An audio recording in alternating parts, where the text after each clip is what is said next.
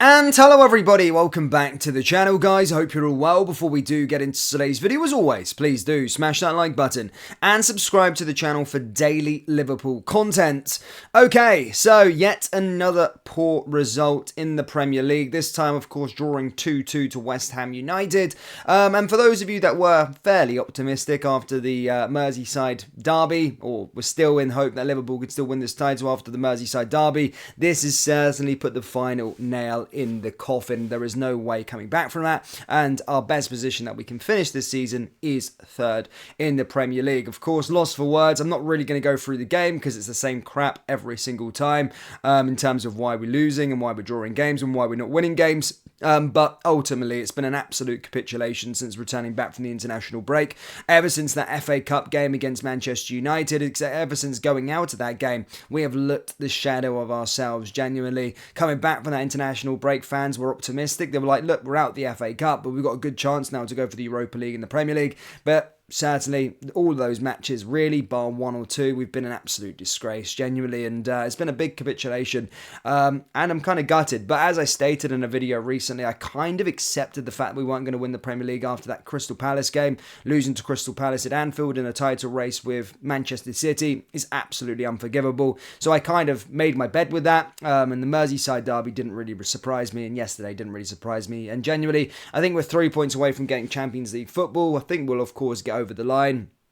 But genuinely, I'm really deflated. And now, of course, looking forward to the future. Now, of course, Jurgen Klopp leaving, still sad, still emotional. Going to enjoy, or try to enjoy, the matches that we have with him, especially that last game will be emotional. The last game at Anfield will be emotional. But I am optimistic ahead of the summer. I know this club needs gutted out a little bit, or this team needs gutted out a little bit. And, you know, we need to have some new, fresh impetus put onto this team. And I think we are in the right hands with Michael Edwards, and he's certainly cooking up something. Of course, we have agreed the deal for our manager, Arne Slot, and the sort of official things for that, by the way, guys, is that Liverpool will pay €9 million plus €2 million for Slot, and the total package with backroom staff is in excess of €13 million and will pay in 1 year.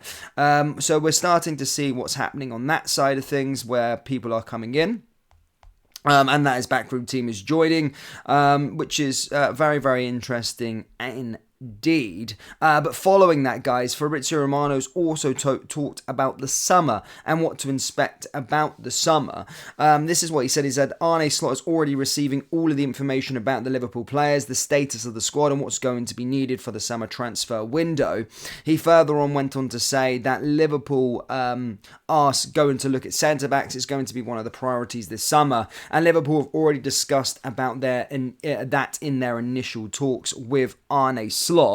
He's also stated, from what he's hearing, it's true that Crescencio Somerville is one of the players they are monitoring. They've sent the scouts multiple times, even before Michael Edwards was in the door, so one there. However, it does seem as though Liverpool are set to agree a deal, as Jarrell Quansah is set to sign a brand new contract in the next few months. He's a player that is well liked within the Liverpool hierarchy. Arne Slot is seeming though as he has a lot, but it does say a lot about Quansah's potential, that Michael Edwards has approved a new contract to be discussed with him. He certainly wanted to stay. It's been a breakout campaign for Jarrell, and fair play to him. Is that Bristol Rovers last season, what a jump up.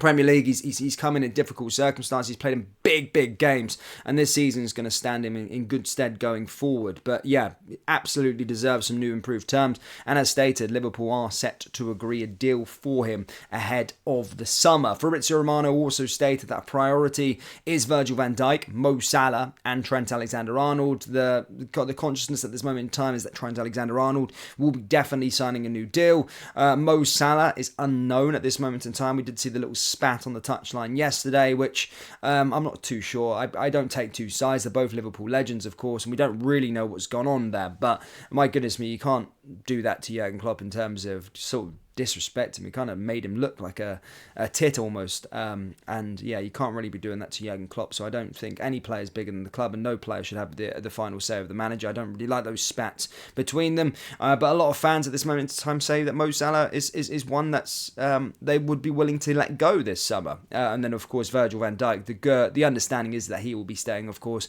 and will be signing a new contract as well. But we are starting to sign new deals, and centre-backs is going to be of the priority this summer. I do think we need to make some forward additions as well. There's going to be a lot of talk with regard to those forward positions. We're already starting to hear it. If Mo Salah leaves, as Darwin Núñez leaves, we've got to bring players in through the door. Fabrizio Romano has said about Crysencio Somerville, a potential signing there as well.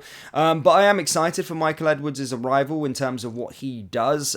He has got merit in the bank with me at this moment in time as a supporter of what he did before and what he built before. So let's see if he can do it again. He's got his man in through the door. As I said, he's gone bold. He's gone brave rather than popular. He's not went, oh, let's go for Ruben Amorim like all the supporters were wanting. He's went down his avenue on what he wants and what he thinks is best for this football club. So it's interesting. He's probably going to make a lot of bold moves. I remember when Sadio Mane was signed, there was a lot of outrage from Liverpool fans.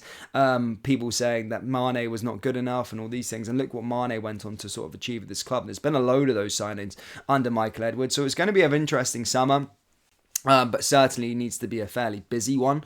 Just over the last few games, I've realised that we're not the finished article, despite us thinking that we were.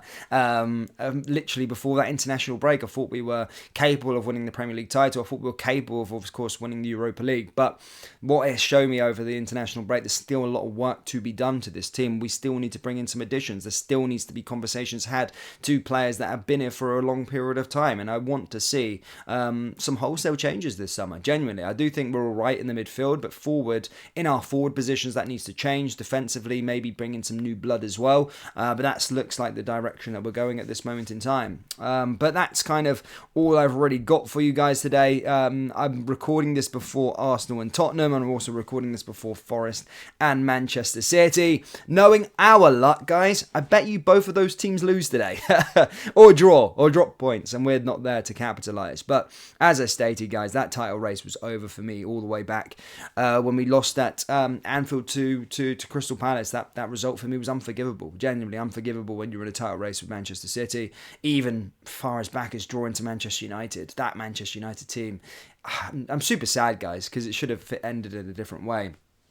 But it is what it is, and yeah, sort of over. But Liverpool fans, that's all I've got for you today. How many players do we need to sign this summer, and which positions? Let me know down there in the comment section below. And what do you make of Liverpool set to agree a deal with João Quansah for an extended contract? What have you made of his impact so far this season? As stated, let me know down in the comment section below. That brings us to the end of today's video. As always, please do smash that like button and subscribe to the channel for daily Liverpool content. And remember, if you haven't already checked out Copyright Clothing, we have got tons of Liverpool t-shirts available on our website. This is the old collection. This is the last time you get these Jurgen Klopp shirts. So do browse it. Links down in the description, or go to copyrightclothing.com. Thank you guys, and I'll see you next time. Take care. Peace.